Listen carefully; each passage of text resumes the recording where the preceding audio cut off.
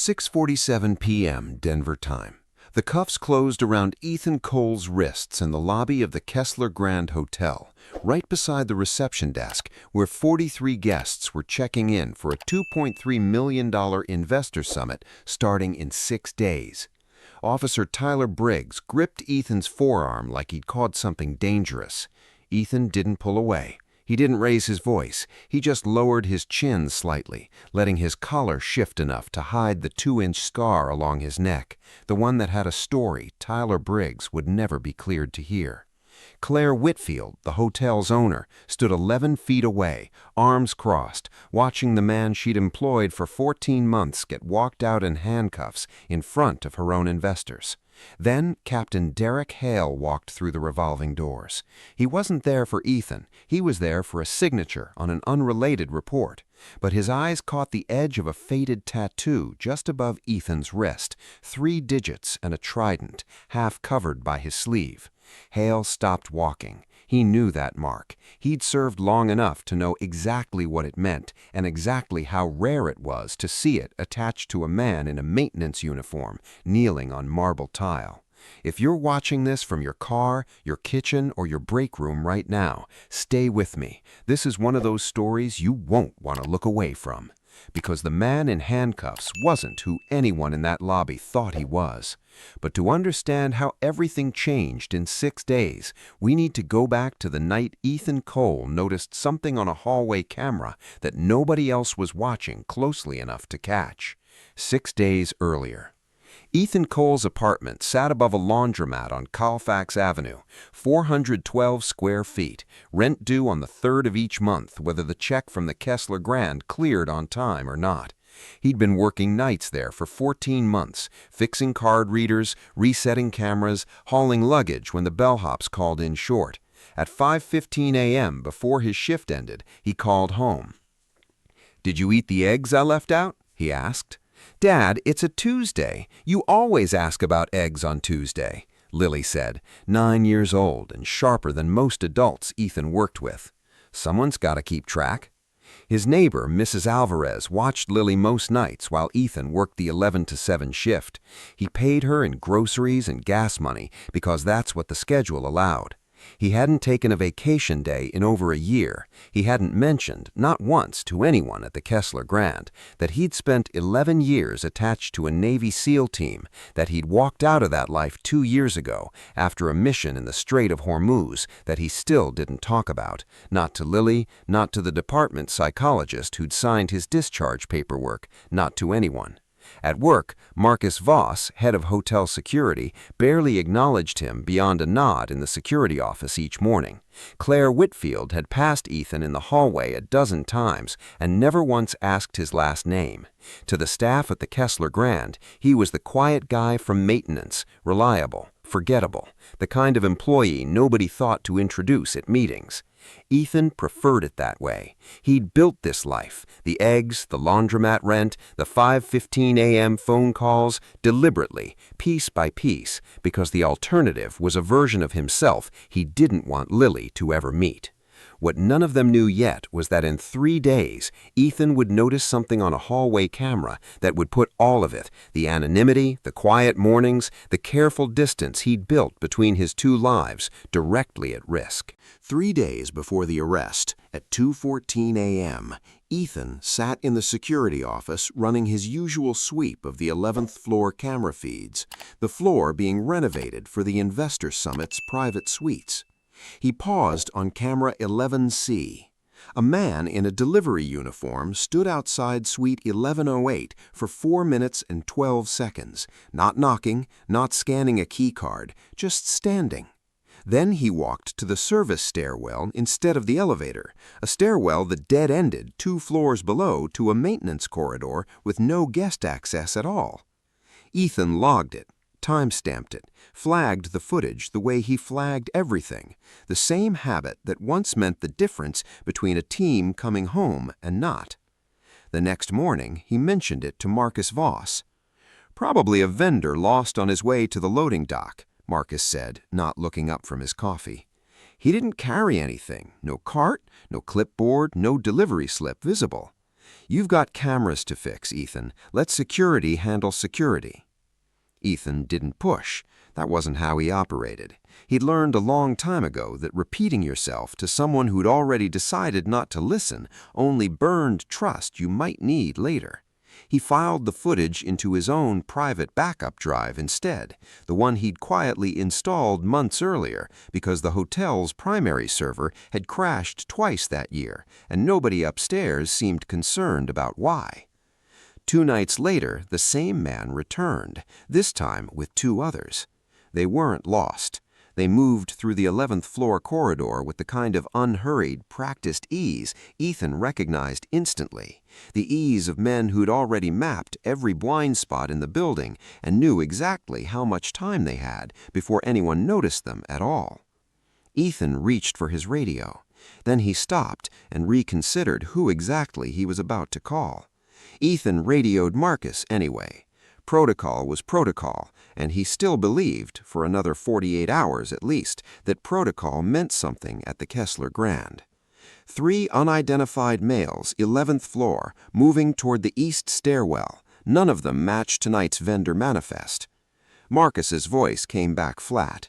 "That's the summit's advanced security team. Thorn Capital sent their own people to walk the floor before the delegates arrive. Cleared it with Claire yesterday." Ethan checked the manifest himself an hour later. No advanced security team was listed anywhere. He mentioned it to Marcus the next morning. "Paperwork's probably still catching up," Marcus said. "You worry about the cameras, I'll worry about who's allowed in my building." Claire Whitfield, when Ethan raised it briefly in the hallway 2 days before the summit, offered a tired half-smile. "Marcus has been doing this 11 years, Ethan. If Marcus says it's cleared, it's cleared. I've got 43 investors arriving in 6 days, and a board that's already asking why our review scores dropped last quarter. I need this week to go smoothly, not get complicated." Nobody was lying to him exactly. Marcus believed his own explanation, or wanted to. Claire was exhausted and stretched thin across 100 fires more visible than one maintenance tech's hunch about 3 men in a stairwell.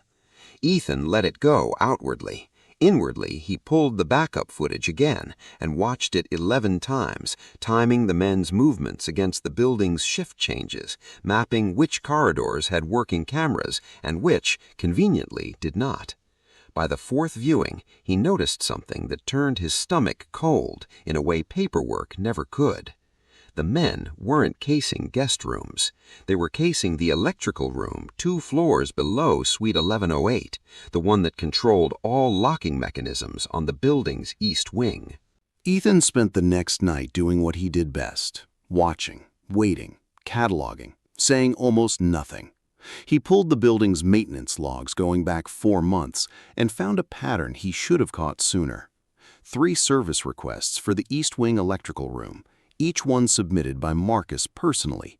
Each one closed out within an hour with no technician assigned, no name, no work order, just a closed ticket. He cross-referenced the delivery logs next. The unmarked van that had sat in the loading dock for 90 minutes on Monday was registered to a company called Thorn Logistics, a name that didn't match any vendor on the summit's official contractor list, but did match almost exactly the name of Richard Thorn, the investor who'd made 3 separate offers to buy the Kessler Grand over the past 18 months, each offer lower than the last, each one declined by Claire. Ethan sat with that for a long moment.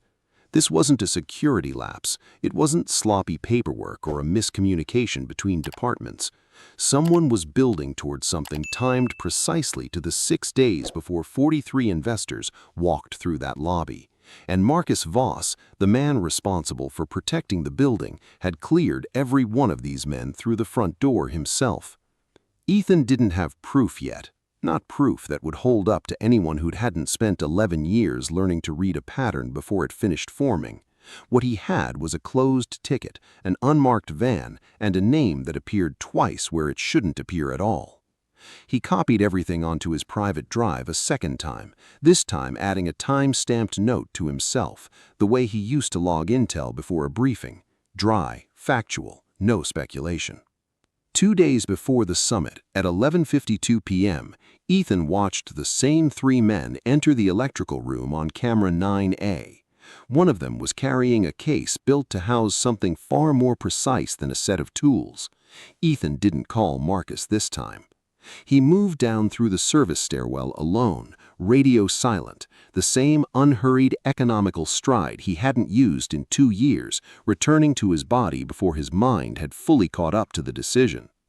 Inside the electrical room, the 3 men had already pried open the secondary panel controlling the East Wing's lock system. The case Ethan had seen on camera sat open on the floor, a signal jammer, wired crudely into the building's backup circuit, set to trigger during a specific window 6 days from now, the exact hour Claire's Investor Summit would be gathered on the 11th floor. "This corridor is restricted," Ethan said. "Pack it up and walk out, and nobody needs to explain anything to the police tonight." The man closest to the panel turned first, already a box cutter in his hand, sizing Ethan up the way men do when they assume a hotel uniform means an easy problem to remove. Ethan didn't wait for the second man to circle behind him. 9 seconds later, the box cutter was on the floor. The second man was sitting against the wall, assessing whether anything in his shoulders still worked, and the third hadn't moved at all, hands raised, no longer interested in testing anything. Nobody was seriously hurt. Ethan had made sure of that, even with adrenaline moving through him for the first time in 2 years. What he didn't know was that Marcus, monitoring the corridor from the security office, had already dialed the police, describing an unprovoked assault by a hotel employee on 3 contracted vendors. A camera angle Marcus controlled captured only the final 3 seconds. Ethan standing over 2 men on the ground, no jammer in frame, no box cutter, no context at all. Ethan gathered the case as evidence along with his backup drive and moved quickly through the service corridors towards the lobby, towards Claire, towards the only version of the truth that hadn't been edited yet. He had no way of knowing that 2 patrol cars were already turning into the front drive and that in 11 minutes, Officer Tyler Briggs would have him on his knees in front of 43 arriving guests. The cuffs closed at 6:47 p.m., exactly as it happened in the lobby that first evening. Tyler Briggs certain he'd caught a violent employee, Claire watching from 11 feet away with the exhausted, frightened expression of a woman who'd already lost too much that quarter to trust her own judgment. Ethan didn't resist. He told Briggs once, calmly, that the case in his hand held proof of what actually happened downstairs. Briggs didn't listen. Marcus had already reached the responding officers first, and his version, a disgruntled maintenance worker with a documented history of unauthorized access, had arrived loud and arrived first. Then Captain Derek Hale walked through the revolving doors for an unrelated signature and stopped cold at the sight of a faded trident tattoo above Ethan's wrist. He spoke 4 words that weren't in any police manual, a call sign from a joint operation off the Omani coast in 2019, one that never appeared in a single public record. Ethan went silent for 3 full seconds before answering with a short phrase that Hale knew everything he needed to know. Hale had the cuffs left on at Ethan's own quiet request until the evidence spoke for itself, but he had Ethan move to an interrogation room immediately, away from Briggs, away from the lobby, and pulled the department's classified liaison line within the hour. What came back confirmed it. Ethan Cole, 11 years, SEAL Team 5, 3 hostage rescues that never made a headline, discharged honorably after Hormuz. Hale's phone rang 40 minutes later, a panicked call from the Kessler Grand. The East Wing's lock system had failed exactly on schedule, 6 days early because someone inside had moved up the timeline. Investors were trapped on the 11th floor. Marcus Voss was gone from the building, badge left on his desk. And on the recovered footage from Ethan's private backup drive, footage the primary servers had never touched, Marcus Voss appeared on camera 3 nights earlier in the loading dock, shaking hands with a man Hale recognized instantly, Richard Thorne. Claire arrived at the precinct within 20 minutes of Hale's call, having abandoned a lobby of flandered investors and a building running on backup power. She found Ethan seated calmly, the red marks from the cuffs still visible on his wrists, his composure unshaken by the 4 hours he'd just spent being treated as the threat. "I need you to listen to me for the next 3 hours without interrupting, regardless of how unconventional it sounds," Ethan told her. Claire agreed without hesitation, a different woman than the one who'd ordered his suspension, 11 feet from where he'd knelt in her lobby. They moved through the Kessler Grand service corridors together, Hale and Briggs behind them, Ethan reconstructing Marcus's likely path from memory, the same cataloging instinct that had kept entire teams alive in places far more dangerous than a hotel basement. On the 11th floor, they found the trapped investors behind a jammed signal blocker Ethan disabled in under 2 minutes. In the server room, they found Marcus Voss transferring files to a portable drive and Richard Thorne standing behind Claire's empty chair with a transfer agreement already drafted, waiting only for her signature. Thorne's confidence didn't survive the next 90 seconds. Marcus swung first and ended up in a chair, wrist twisted without a bone broken. 2 of Thorne's men rushed the doorway and were on the ground before either one landed a strike that mattered. Briggs, no longer questioning a single instruction, moved through the corridor with the calm precision Hale had spent 11 minutes teaching him that night, and secured Thorne without incident as he tried to use Claire as leverage toward the exit.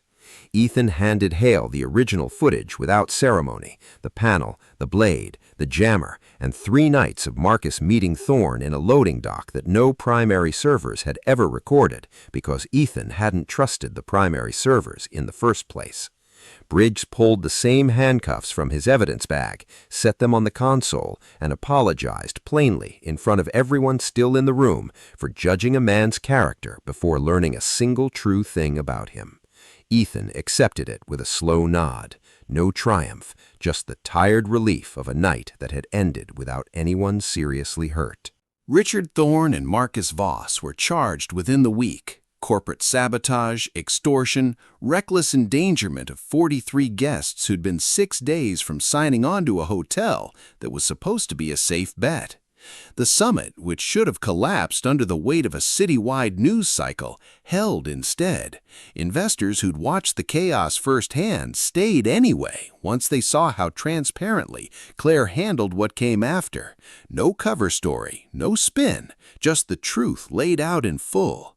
Hale filed the report himself, closing every question about the electrical room, the garage, and the 11 seconds that had almost cost an innocent man his name. Briggs came back the next afternoon, no bravado left in him at all, and admitted that he'd let a hurried story do his thinking for him.